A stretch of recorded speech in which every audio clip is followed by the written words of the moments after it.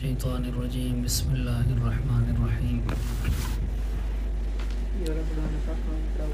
وَإِذْ قَتَلْتُمْ نَفْسًا فَادَّارَأْتُمْ فِيهَا وَاللَّهُ مُخْرِجٌ مَا كُنْتُمْ تَكْتُمُونَ صدق اللہ العظیم۔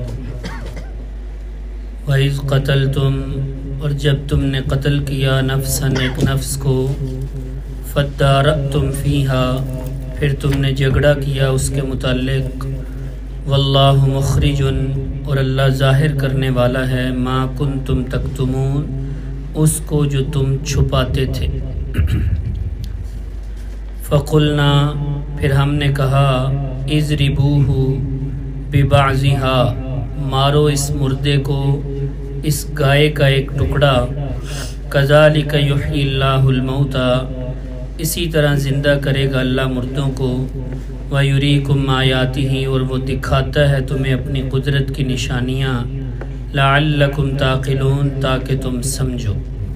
اس سے پہلے گائے ذبح کرنے کا جو واقعہ تھا وہ مذکور ہوا کہ اللہ رب العزت نے بنی اسرائیل کو حکم دیا گائے ذبح کرو، انہوں نے کہیں پھر سوال جواب کیے، بالآخر انہوں نے گائے ذبح کر دی۔ گائے ذبح ہوئی تو اسی دوران ان میں سے بنی اسرائیل میں سے گھر والوں نے اپنا ایک بندہ قتل کر دیا، بھتیجوں نے چاچے کو قتل کر دیا۔ وہ جو چاچا تھا اس کی کوئی اولاد نہیں تھی اور جائیداد اس کی کافی تھی، بھتیجوں نے جائیداد کی لالچ میں اس چاچے کو قتل کیا اور اس کی میت کسی دوسرے کے دروازے پر ڈال دی، اور صبح کو اٹھ کر شور مچا دیا کہ انہوں نے ہمارا بندہ قتل کر دیا۔ اس طرح اختلاف ہوا، فیصلہ حضرت موسیٰ علیہ السلام کے پاس پہنچا۔ ادھر یہ گائے بھی ذبح ہو گئی تھی، اللہ کی طرف سے حکم آیا کہ اس گائے کا گوشت کا ٹکڑا اس مردے کے جسم کو لگاؤ، یہ مردہ جو ہے بول کر بتائے گا کہ میرا قاتل کون ہے۔ انہوں نے اس طرح کیا تو مردہ تھوڑی دیر کے لیے زندہ ہوا، اس نے بولا اور بتایا کہ میرا قاتل تو میرے بھتیجے۔ تو اللہ نے اس کے بعد فرمایا کہ تم جو قیامت کے منکر تھے، کہتے تھے قیامت کوئی نہیں آنی، اللہ کیسے زندہ کرے گا، اس طرح اللہ دوبارہ زندہ کرے گا۔ ایک تفسیر یہی ہے کہ گائے ذبح کرنے والا واقعہ اور قتل والا واقعہ یہ اکٹھا پیش آیا، اور گائے ذبح ہو گئی اور اس کا گوشت کا ٹکڑا اس مردے کو لگایا تو وہ اس نے بول کر بتایا۔ یہ ترجمہ اسی تفسیر کے مطابق ہے۔ بعض مفسرین فرماتے ہیں کہ نہیں، گائے والا واقعہ الگ ہے اور قتل والا واقعہ الگ ہے، یعنی جنہوں نے یہ اس واقعے کو اکٹھا ذکر کیا ہے، جو میں نے ابھی تفسیر ذکر کی، وہ کہتے ہیں کہ قتل پہلے ہو گیا تھا، پھر اللہ نے گائے ذبح کرنے کا حکم دیا، اور جب گائے ذبح ہوگی تو کہا کہ اس کا ٹکڑا اس مردے کو لگاؤ تو وہ بول کر بتائے گا۔ لیکن دوسرے مفسرین فرماتے ہیں کہ نہیں، یہ الگ الگ واقعات ہیں، گائے ذبح کرنے والا بالکل الگ ہے اور یہ قتل والا الگ واقعہ ہے۔ اور وہ فرماتے ہیں کہ اللہ نے یہ حکم دیا تھا کہ مردے کا ایک ٹکڑا، یعنی ایک عضو دوسرے عضو کے ساتھ لگاؤ تو وہ بول کر بتائے گا۔ اس کا بازو پکڑ کر اس کے سینے پہ رکھ دو تو وہ بول کر بتا دے گا میرا قاتل کون ہے۔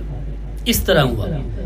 وہ فرماتے ہیں کہ اگر یہ کہا جائے کہ گائے کے گوشت کا ٹکڑا وہ مردے کو لگایا تو اس نے بول کر بتایا، تو یہ دیکھو گائے ذبح کرنے کا اللہ نے حکم دیا تھا اس وجہ سے کہ بنی اسرائیل کے دلوں میں سے گائے کی عظمت نکلے۔ وہ جو بچڑے کو معبود بنا کر رکھتے تھے، اب تک ان کا ذہن بنا ہوا تھا، پیچھے یہی دیکھتے چلے آ رہے تھے، حضرت موسیٰ کوہ طور پہ گئے تھے تو بچڑے کو پیچھے انہوں نے معبود بنا لیا تھا، تو ان کے دلوں میں گائے کی عظمت بیٹھی ہوئی تھی۔ اللہ نے حکم دیا تھا گائے ذبح کرو تاکہ ان کے دلوں سے اس کی عظمت نکلے کہ اس کو ہم نے گائے کو کیسے ہم نے معبود سمجھ لیا، یہ تو اپنے آپ کو نہیں بچا سکتی، اس کو ذبح کر دیا گیا، ہم نے اپنے ہاتھوں سے اس کو ذبح کر دیا۔ تو یہ مقصد تھا ذبح کرنے کا، حکم دینے کا۔ تو اگر یہ کہا جائے، وہ مفسرین فرماتے ہیں، اگر یہ کہا جائے کہ گائے کے گوشت کا ٹکڑا مردے کے ساتھ لگا تو مردہ بول گیا، تو اس سے تو گائے کی اور عظمت ان کے دلوں میں بیٹھ جائے گی، وہ کہیں گے کہ یہ تو واقعی پھر اس کو ہم نے معبود صحیح بنایا تھا۔ تو اس لیے وہ کہتے ہیں یہ الگ الگ واقعہ ہے۔ اور پیچھے آپ دیکھیں کہ جتنے بھی واقعات بیان ہوئے وہ سارے الگ الگ ہیں، اور سارے وَإِذْ، یہ شروع ہو رہا ہے نا وَإِذْ قَتَلْتُمْ، وَإِذْ وَإِذْ وَإِذْ، ان لفظوں سے سارے واقعات الگ الگ شروع ہو رہے ہیں۔ وَإِذْ نَجَّيْنَاكُمْ مِنْ آلِ فِرْعَوْنَ وَإِذْ قَالَ مُوسَىٰ لِقَوْمِهِ يَا قَوْمِ، اس طرح مختلف جو انعامات اللہ نے ذکر کیے سارے الگ الگ لفظوں سے الگ الگ واقعات ہیں، تو وہ الگ واقعہ اور یہ الگ واقعہ ہے۔ اور دوسری یہ بھی وہ دلیل دیتے ہیں کہ گائے ذبح کرنے کا جب حکم دیا تھا تو گائے حکم دینے کے بعد کئی دن بلکہ کئی مہینے لگ گئے تھے، بعض روایات یہ ہیں کئی مہینوں کے بعد انہوں نے گائے ذبح کی تھی۔ تو اس سے تو پھر یہ لازم آئے گا کہ وہ میت اتنے مہینے جو ہے ویسے ہی پڑی رہی تھی۔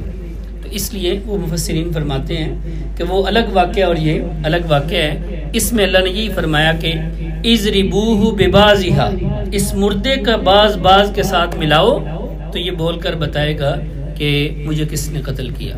ترجمہ انہوں نے گائے کا کیا ہوا نا، وہی میں نے بتایا نا، یہ پہلی تفسیر کے مطابق۔ کذالک یحیی اللہ الموتیٰ، اسی طرح زندہ کرے گا اللہ مردوں کو، وَيُرِيكُمْ آیاتہ، اور اللہ دکھاتا ہے تمہیں اپنی قدرت کی نشانیاں، لعلکم تعقلون، تاکہ تم سمجھو۔ ثم قست قلوبکم، پھر سخت ہو گئے قلوبکم تمہارے دل، من بعد ذالک، اس کے بعد، فہی کالحجارہ، تو وہ ہیں پتھروں کی طرح، تمہارے دل اتنے سخت ہو گئے جیسے پتھر۔ اور پھر فرمایا او اشد قسوہ، یا ان سے بھی زیادہ سخت، پتھروں سے بھی زیادہ سخت ہیں تمہارے دل۔ کیوں؟ فرمایا کہ بعض پتھر ایسے ہیں کہ جن پتھروں سے پانی بہہ پڑتا ہے، چشمے نکل آتے ہیں، اللہ کے ڈر سے وہ گر پڑتے ہیں، لیکن تمہارے دل پتھروں سے بھی زیادہ سخت ہیں کہ جو اللہ سے نہیں ڈر رہے۔ وَإِنَّ مِنَ الْحِجَارَةِ، تحقیق کچھ پتھر ایسے ہیں، لَمَا يَتَفَجَّرُ مِنْهُ الْأَنْهَارُ، لما وہ ہیں کہ پھوٹتی ہیں، نکلتی ہیں، منہ ان سے، الانہار نہریں، یعنی جو نہریں جاری ہوتی ہیں پہاڑوں سے، پہاڑ پتھر کے ہیں اور اسی میں سے چشمے نکل رہے ہوتے ہیں۔ وَإِنَّ مِنْهَا، اور بے شک کچھ ان پتھروں میں سے، اللما وہ ہیں، یشقق جو پھٹ پڑتے ہیں، فیخرج منہ الماء تو نکلتا ہے ان سے پانی، وہی چشمہ، پیچھے پتھر ہوتا ہے اور اندر سے چشمہ نکل رہا ہوتا ہے۔ وَإِنَّ مِنْهَا، اور بے شک کچھ ان میں سے، لما وہ پتھر ہیں، یہبط جو گر پڑتے ہیں، من خشیت اللہ اللہ کے ڈر سے۔ وَمَا اللَّهُ بِغَافِلٍ عَمَّا تَعْمَلُونَ، اور نہیں ہے اللہ غافل، بے خبر اس سے جو تم عمل کرتے ہو۔ یہ اللہ رب العزت نے فرمایا کہ پیچھے اتنے انعامات ذکر ہوئے، یہ بنی اسرائیل کو خاص طور پہ مخاطب کر کے اللہ نے فرمایا کہ تمہارے آباء و اجداد پر اللہ نے اتنے انعام کیے، اتنے، یہ سارے جو ذکر ہوئے، اب ہونا تو یہ چاہیے تھا کہ تم اللہ کی مان لیتے، اللہ کے رسول کی مان لیتے ان انعامات کو یاد کر کے، لیکن تمہاری حالت یہ ہے کہ یہ سب کچھ سننے کے باوجود تمہارے دل پتھر کے پتھر ہیں، تمہارے دل نرم نہیں ہو رہے، وہ حق بات کی طرف نہیں آ رہے، پتھروں سے بھی زیادہ سخت ہو چکے ہیں تمہارے دل، کہ پتھر تو پھر بھی اللہ کے ڈر سے کبھی گر پڑتے ہیں، ان سے چشمے جاری ہو جاتے ہیں۔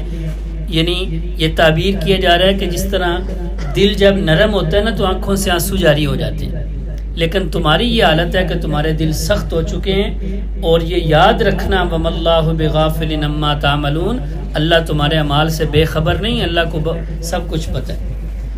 یہی مثال آج ہماری، کہ آج ہمارے دل بھی پتھر ہو چکے، سب کچھ سننے کے باوجود، پتہ ہونے کے باوجود، لیکن عمل کوئی نہیں، دل ویسے کے ویسے۔ تھوڑے بہت جب کوئی بات سنتے ہیں ایمان قرآن کی تو تھوڑا بہت دل نرم ہوتا ہے، موم ہوتا ہے، اٹھنے کی دیر ہے، بس وہی حالت ہے۔ اگرچہ قرآن کی مجلس، ایمان کی مجلس، جہاں ایمان کی باتیں ہوتی ہیں، اس مجلس کا اثر ہوتا ہے، لیکن ایسا نہیں کہ مجلس سے اٹھنے کے بعد وہ اثر بالکل ختم ہو جائے، تھوڑا بہت فرق تو آتا ہی آتا ہے۔ وہ تو حضرت حنظلہ رضی اللہ تعالیٰ عنہ صحابی رسول ایک دن وہ فرماتے ہیں میرے دل میں یہ خیال آیا کہ جب میں نبی پاک صلی اللہ علیہ وسلم کی مجلس میں ہوتا ہوں تو میرے دل کی کیفیت اور ہوتی ہے کہ نیکی کرنے کا دل کرتا ہے، گناہوں سے بچتا ہوں، باقی شوق ہوتا ہے نیک اعمال میں آگے بڑھنے کا. لیکن جب نبی علیہ السلام کی مجلس سے اٹھ کر ہم باہر چلے جاتے ہیں تو ہمارے دل کی حالت بدل جاتی ہے. اس بات کو سوچ کر حضرت حنظلہ کہنے لگے اس کا مطلب ہے میں تو منافق ہوں. یہ کہنے لگ گئے نافق حنظلہ، نافق حنظلہ، حنظلہ منافق ہو گیا. یہ کہتے ہوئے نبی علیہ السلام کے پاس جا رہے، راستے میں حضرت ابو بکر رضی اللہ تعالیٰ عنہ ملے. انہوں نے پوچھا حنظلہ خیر ہے؟ انہوں نے سارا کچھ بتایا. تو حضرت ابو بکر نے عرض کیا کہ یہ تو حالت تو میری بھی ہے کہ جو کیفیت نبی علیہ السلام کی مجلس میں ہوتی ہے وہ تو ہماری باہر نہیں ہوتی. تو چلو نبی علیہ السلام کے پاس میں بھی چلتا ہوں. نبی علیہ السلام کے پاس پہنچے تو آپ نے جب یہ سنا تو آپ نے فرمایا کہ اس میں کوئی منافقت والی بات کوئی نہیں، واقعی کیفیت بدل جاتی ہے. یہ میری مجلس کی برکت ہے، یہ نبی پاک صلی اللہ علیہ وسلم کی مجلس کی برکت ہے، صحبت کی برکت ہے کہ کیفیت بدل جائے گی. اور پھر قرآن کی برکت ہے، ایمان کی باتوں کی برکت ہے کہ جہاں قرآن اور ایمان کی باتیں ہوں گی وہاں ایمان تازہ ہوتا ہے. جب قرآن کی باتیں سنتے ہیں، اللہ اور اللہ کے رسول کی باتیں سنتے ہیں تو اس وقت ایمان تازہ ہوتا ہے. اس وقت دل کرتا ہے کہ بھئی آج کے بعد میں گناہ نہیں کروں گا، آج کے بعد نماز نہیں چھوڑوں گا، آج کے بعد نیک عمل کروں گا. تو ایک اس وقت دل موم ہوتا ہے، نرم ہوتا ہے. لیکن جب اٹھتے ہیں تو وہ کیفیت نہیں رہے گی جو اس مجلس میں ہوتی ہے. لیکن آپ نے فرمایا اس میں منافقت والی بات نہیں. منافقت والی بات تب ہوگی کہ جب تم وہ عمل نہ کرو جس کا تمہیں حکم دیا گیا. یعنی صرف یہ نہیں کہ مجلس میں بیٹھیں بس اس وقت دل نرم ہوا ہے، باقی اس کے مطابق عمل ہم کوئی نہیں کر رہے. اگر اعمال پورے ہیں، احکام پر عمل ہو رہا ہے تو وہ کیفیت اگرچہ نہیں بن رہی جو مجلس نبوی میں ہوتی ہے تو پھر خیر. تو میں عرض کر رہا ہوں کہ یہ حالت ہے ہماری کہ ہمارے بھی دل سخت ہو چکے ہیں کہ سب کچھ سننے کے باوجود، پتہ ہونے کے باوجود جو ہے عمل کوئی نہیں. یہ کیفیت ہوتی ہے کہ دلوں پر زنگ لگ جائے. اللہ نے اس کو فرمایا کلا بل ران علی قلوبہم ما کانوا یکسبون، کہ یہ صورتحال اس لیے ہے کہ ان کے دلوں پر ان کے اعمال کی وجہ سے زنگ لگ گیا. اور زنگ لگنے کا مطلب یہ ہے، نبی محترم صلی اللہ علیہ وسلم نے فرمایا کہ جب بندہ کوئی گناہ کرتا ہے اس کے دل پر ایک سیاہ نقطہ لگا دیا جاتا ہے. اگر توبہ کر لے تو مٹا دیا جاتا ہے، اگر توبہ نہ کرے تو وہ نقطہ باقی رہتا ہے. پھر جب دوسرا گناہ کرتا ہے دوسرا نقطہ لگتا ہے، تیسرا گناہ کرتا ہے تیسرا، آہستہ آہستہ اس کا دل سیاہ ہو جاتا ہے. جب سیاہ ہو جاتا ہے اب یہ حالت ہو جاتی ہے کہ اب گناہ کرتا ہے تو اس کا ضمیر مر چکا ہوتا ہے، اس کا ضمیر بھی اس کو بیدار نہیں کرتا کہ یار یہ گناہ کا کام ہے، یہ نہیں کرنا چاہیے. ابتداءً جب دل صاف ہوتا ہے تو اس وقت جب گناہ کرتا ہے تو دل میں آتا ہے، ضمیر جاگتا ہے، ضمیر کہتا ہے کہ نہیں یہ گناہ کا کام ہے، یہ نہیں ہونا چاہیے. لیکن جب سیاہ نقطے لگ لگ کے گناہ ہو کے نافرمانی کر کر کے جب دل سیاہ ہو جاتا ہے تو پھر دل سمجھو مردہ ہو جاتا ہے. یہ ہے کہ دلوں کو زنگ لگ گیا. اس کے بارے میں نبی علیہ السلام نے فرمایا کہ جس طرح لوہے کو پانی لگنے سے، مسلسل پانی لگنے سے زنگ لگ جاتا ہے، اسی طرح دلوں کو بھی زنگ لگ جاتا ہے. صحابہ کرام نے پوچھا وما جلاؤہا یا رسول اللہ، یا رسول اللہ اگر دلوں کو زنگ لگ جائے تو پھر اس کی صفائی کا کیا طریقہ ہے؟ آپ نے فرمایا کثرت ذکر الموت و تلاوت القرآن، موت کو کثرت سے یاد کرو اور قرآن کی تلاوت کرو. موت یاد ہوگی، حشر نشر، حساب کتاب، جنت جہنم، یہ سب کچھ جب سامنے ہوگا تو پھر بھی دل ڈرے گا، دل نرم ہوگا کہ میں نے اللہ کے سامنے پیش ہونا ہے، حساب کتاب دینا ہے. جس طرح صحابہ کرام کے دل میں خوف خدا تھا. خوف خدا پیدا کرنے کا یہی طریقہ ہے کہ سارا قیامت والا منظر ہمارے سامنے ہو، یہ ہمارے ذہن میں ہر وقت ہو کہ اللہ دیکھ رہے، اللہ باخبر ہے، اور قیامت والے دن اللہ نے سب کچھ کا حساب لینا ہے، پیش ہونا ہے ہم نے اللہ کے سامنے سارا کچھ. یہ طریقہ ہے خوف خدا اپنے اندر پیدا کرنے کا. اور خوف خدا جب پیدا ہو جائے تو پھر احکام پر عمل کرنا آسان ہو جائے. جو صحابہ کرام کے دلوں میں خوف خدا تھا. صحابہ کرام کے دلوں میں تو نبی محترم صلی اللہ علیہ وسلم کی محنت سے اتنا خوف خدا تھا کہ پہلی بات تو یہ کہ وہ گناہ کرتے ہی نہیں تھے. ہر وقت یہ کوشش ہوتی تھی کہ گناہ نہ ہو، لیکن اللہ نہ کرے اگر گناہ ہو جاتا فوراً نبی پاک صلی اللہ علیہ وسلم کے پاس پہنچ جاتے کہ یا رسول اللہ فلاں گناہ ہو گیا، بتائیں کیا کرنا ہے، سزا کیا ہے، حد کیا ہے، لگائیں حد لگائیں. اگر کوئی حد ہے تو حد جاری کر دیں، دنیا میں جو سزا بنتی ہے دے دیں، آخرت کی سزا ہم برداشت نہیں کر سکتے. نبی الاسلام کی مجلس میں فوراً آ جاتے کہ فلاں گناہ ہو گیا ہے، یا اللہ اس کی کیا، یا رسول اللہ اس کی کیا سزا ہے، ہمیں سزا بتائیں تاکہ دنیا میں ہی بھگت جائے.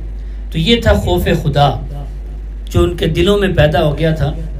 حضرت عمر رضی اللہ تعالیٰ عنہ جیسی شخصیت جن کو جنت کی خوشخبری دے دی گئی، نبی الاسلام نے یہاں تک فرمایا کہ میں جب معراج پہ گیا تھا تو میں نے عمر تیرا محل دیکھا جنت میں نے ایک محل دیکھا. میں نے جبریل سے پوچھا کہ یہ محل کس کا ہے، تو جبریل نے فرمایا یہ عمر، حضرت عمر رضی اللہ تعالیٰ. تو آپ نے فرمایا میں نے دیکھا دروازہ کھلا ہوا تھا، اندر کوئی عورت جو ہے نا وضو کر رہی تھی، تو میں اندر نہیں گیا، مجھے تیری غیرت یاد آ گئی. حضرت عمر نے عرض کی یا رسول اللہ علیہ کا اغار، کیا میں آپ پر غیرت کروں گا؟ میں آپ کے بارے میں یہ کوئی تصور کر سکتا ہوں کہ آپ میرے گھر میں میرے محل میں کیوں گئے اور وہاں کوئی عورت وضو کر رہی تھی؟ تو حضرت عمر نے فرمایا نہیں یا رسول اللہ. آپ نے فرمایا نہیں میں پھر بھی تیرے محل میں داخل نہیں ہوا. تو دیکھیں حضرت عمر کو دنیا میں جنت کی خوشخبری مل گئی، جنت کے محل کی خوشخبری مل گئی نبی الاسلام کی زبانی، پھر بھی اللہ کا ڈر اور خوف خدا کتنا ہے. حضرت حذیفہ ابن یمان رضی اللہ تعالیٰ عنہ وہ صحابی ہیں جن کو نبی پاک صلی اللہ علیہ وسلم نے چند لوگوں کے نام بتائے تھے کہ یہ منافق ہیں، اوپر سے مسلمان بنے ہوئے ہیں، اندر سے منافق ہیں. تو حضرت عمر صحابہ کرام کو پتہ تھا کہ وہ فہرست صرف حضرت حذیفہ کے پاس ہے، اس لیے حضرت حذیفہ کو کہا جاتا تھا رازدار رسول، اللہ کے رسول کے رازدار ہیں. تو حضرت عمر اپنے فوت ہونے سے چند دن شہادت سے کچھ عرصہ پہلے حضرت حذیفہ سے پوچھتے ہیں کہ حذیفہ دیکھ کر بتاؤ کہیں میرا نام تو نہیں ہے ان میں، کہ وہ خوشخبری تو ملی تھی، ایسا نہ ہو کہ اس کے بعد مجھ سے کوئی ایسے گناہ ہو گئے ہوں، سرزد ہو گئے ہوں عمل، کہ اللہ نہ کرے کہ وہ خوشخبری نہ ختم ہو گئی. یہ تھا خوف خدا، اللہ کا ڈر. اور حضرت عمر رضی اللہ تعالیٰ عنہ کے بارے میں ہی کہ اللہ کا ڈر اور اللہ پر امید دونوں چیزیں ضروری ہیں. وہ اتنی زیادہ، حضرت عمر فرماتے ہیں مجھے اللہ سے اتنا ڈر لگتا ہے، خوف خدا اتنا ہے کہ اگر کل قیامت والے دن یہ فیصلہ ہو جائے نا کہ آج سارے جنت میں جائیں گے، صرف ایک بندہ جہنم میں جائے گا، تو مجھے ڈر ہے کہ کہیں وہ میں نہ ہوں.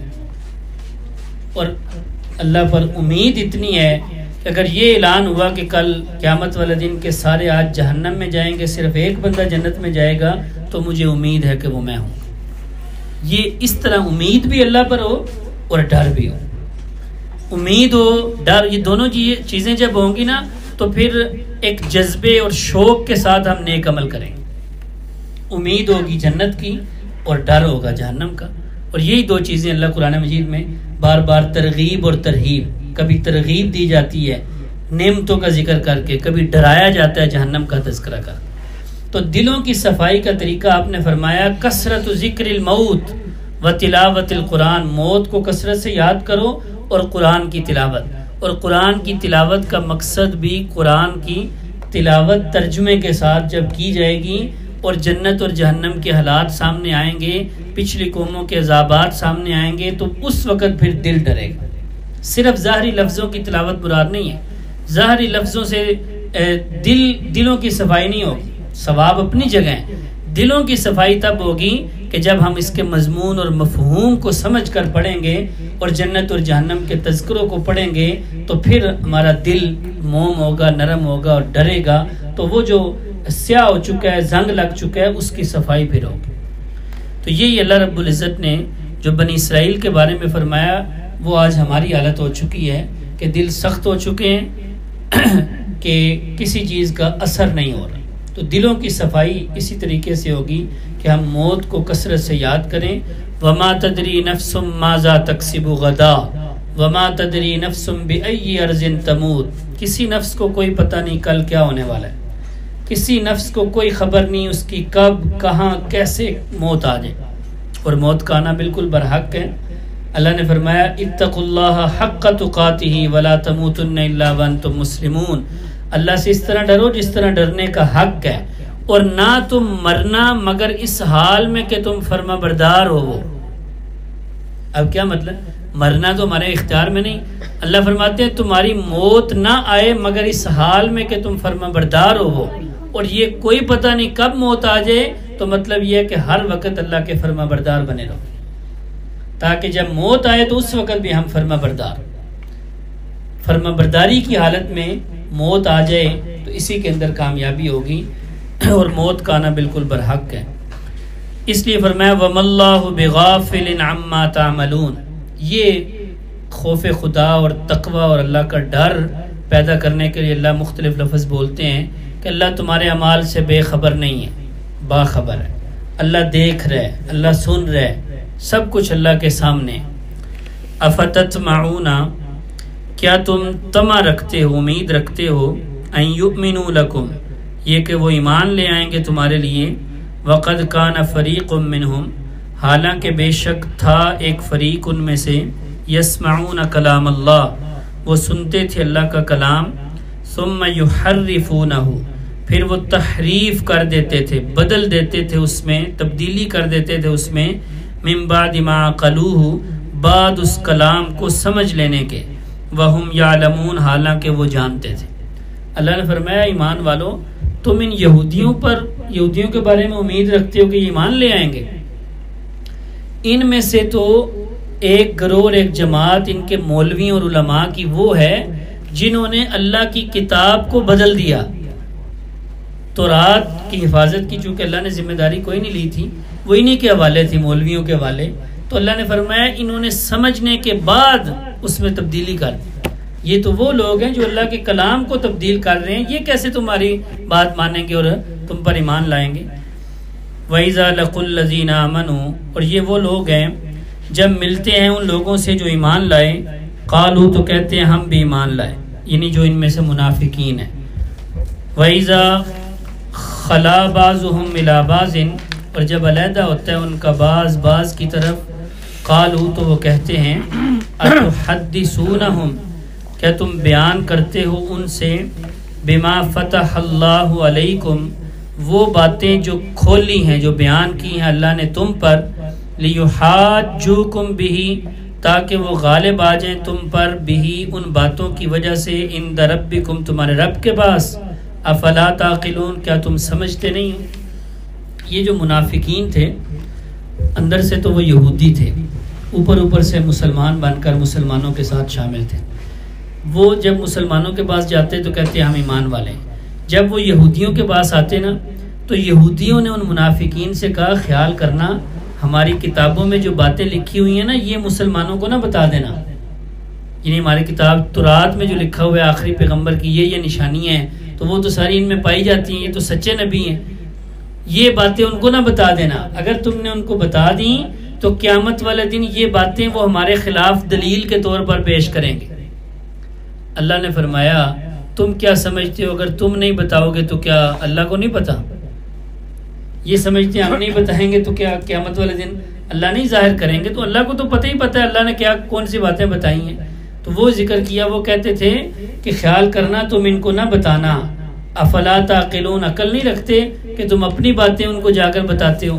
اللہ نے فرمایا اولا یعلمون، کیا یہ جانتے نہیں، ان اللہ یعلم ما یسرون وما یعلنون، کہ بے شک اللہ جانتا ہے جو وہ چھپاتے ہیں، وما یعلنون، اور جو وہ ظاہر کرتے ہیں، جو کچھ یہ چھپا رہے ہیں، جو کچھ ظاہر کر رہے ہیں، اللہ کو تو سب کچھ پتہ ہے، یہ ظاہر کریں یا نہ کریں اللہ کو تو پتہ ہے، تو اس لیے ان کے منع کرنے سے کوئی فائدہ نہیں ہوگا کہ بھئی اللہ کو علیہ باللہ کو پتہ نہیں چلے گا۔ صدق اللہ۔